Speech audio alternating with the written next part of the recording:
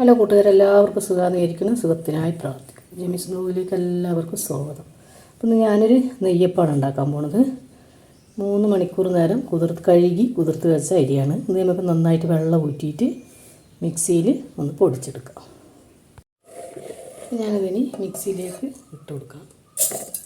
ഇതിലേക്കൊരു ലേശം ചെറിയ ജീരകവും ഒരു നുള്ളു ഉപ്പും ഒരു 2-3 ഏലക്കായിൻ്റെ കുരും കൂടെ ഇട്ടിട്ട് ഒന്ന് നമുക്ക് പൊടിച്ചെടുക്കാം.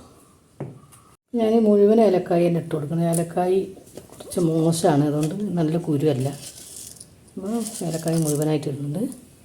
ഒരു നുള്ളു ചെറിയ ജീരകം, ഒരു നുള്ളു ഉപ്പ് ഇട്ട് നമുക്കിത് പൊടിച്ചെടുക്കാം. നന്നായി പൗഡർ പോലെ പൊടിയൊന്നും വേണമെന്നില്ല. നെയ്യപ്പത്തിന് കുറച്ച് തരി വേണമല്ലോ. ഉപ്പും കുറച്ചിടാൻ പാടുള്ളൂ, കൂടിപ്പോകരുത്. നമുക്കത് നന്നായിട്ട് പൊടിച്ചെടുക്കാം. ഞാൻ എല്ലാം ഇതുപോലെ പൊടിച്ചെടുത്തിട്ടുണ്ട്, നന്നായിട്ട് പൊടിഞ്ഞിട്ടുണ്ട്. നമുക്കിതൊക്കെ ഒരു പാത്രത്തിൽ ഞാൻ ഇതിൻ്റെ ബാക്കിയുള്ളതൊക്കെ ഇതിൽ പൊടിച്ചിട്ടിട്ടുണ്ട്.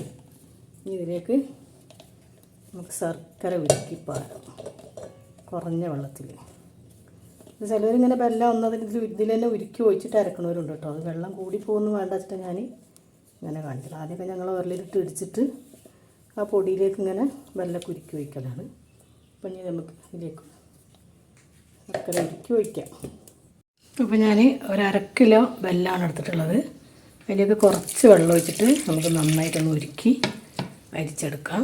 പൊടി അരി എല്ലാം പൊടി റെഡിയാക്കി വെച്ചിട്ടുണ്ട്. ഇനി നമുക്കത് ഉരുക്കി അതിലേക്ക് ഒഴിക്കാം. അപ്പോൾ നമ്മളെ അരിപ്പൊടിയിലേക്ക് ഒരു 3 ടീസ്പൂണ് മൈദ ഇട്ട് കൊടുക്കുന്നുണ്ട്. പിന്നെ ഒരു 3 ടീസ്പൂണ് റവ ഇട്ട് കൊടുക്കുന്നുണ്ട്. ഇനി നമ്മൾക്ക് ഉരുക്കി വെച്ച വെല്ലം അരിച്ചിട്ട് ഒഴിച്ച് കൊടുക്കുക. ചൂടോട് കൂടി തന്നെ ഒഴിക്കണം കേട്ടോ. അത്യാവശ്യം തരിയുള്ള രീതിയിലാണ് ഞാൻ അരി പൊടിച്ച് വെച്ചിട്ടുള്ളത്. പിന്നെ റവ ഇതൊക്കെ ഇട്ടിട്ടുണ്ടല്ലോ, നമുക്ക് ഈ ചൂടോട് കൂടി തന്നെ ഇതിലേക്ക് അരിച്ച് വയ്ക്കാം. അരിച്ച് ഒഴിച്ച് വെക്കാം. അത്യാവശ്യം നല്ല ചൂടോട് കൂടി തന്നെയുണ്ട് ഞാൻ ഒഴിക്കുന്നത്.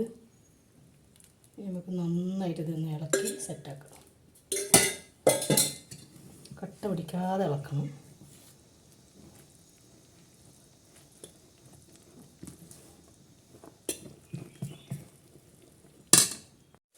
ഒരു പിഞ്ച് അപ്പക്കാരട്ട് കൊടുക്കുക.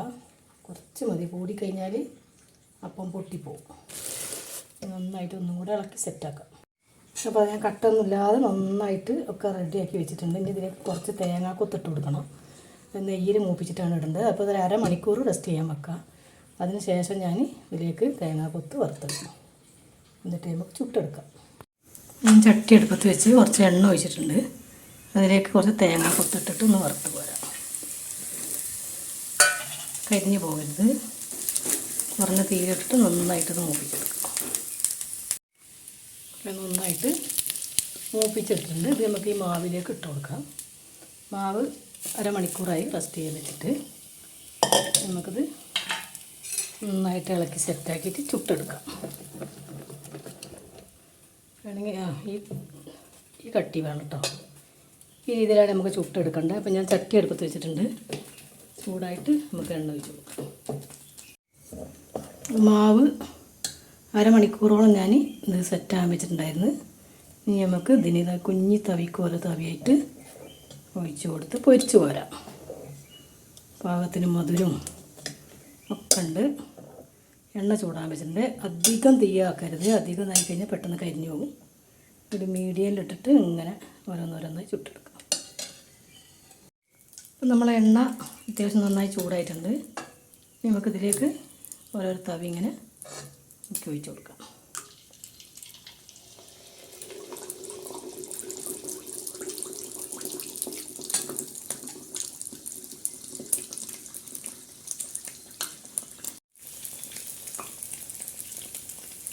ഒരു ഭാഗം നന്നായി മൂത്തതിന് ശേഷം മറിച്ചിടാൻ പാടുള്ളൂ, അല്ലെങ്കിൽ പൊട്ടിപ്പോവും.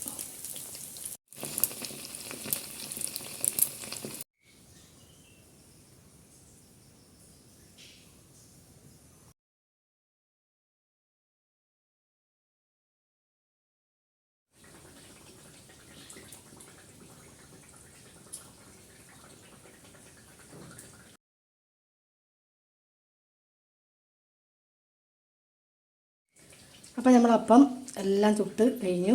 അടിപൊളി നെയ്യപ്പമാണ്. നല്ല സോഫ്റ്റാണ്, നല്ല മധുരമുണ്ട്. അപ്പോൾ എല്ലാവർക്കും ഇഷ്ടപ്പെട്ടെന്ന് വിചാരിക്കുന്നു. ഇഷ്ടപ്പെട്ടാൽ ലൈക്ക് ചെയ്യുക, ഷെയർ ചെയ്യുക, കമൻറ്റ് ചെയ്യുക. ആദ്യമായി കാണുന്ന എല്ലാ കൂട്ടുകാരും ഒന്ന് സബ്സ്ക്രൈബ് ചെയ്ത് സപ്പോർട്ട് ചെയ്യണേ. അടുത്തൊരു വീഡിയോയുമായി കാണുന്നവരെ എല്ലാ കൂട്ടുകാർക്കും ബായ്.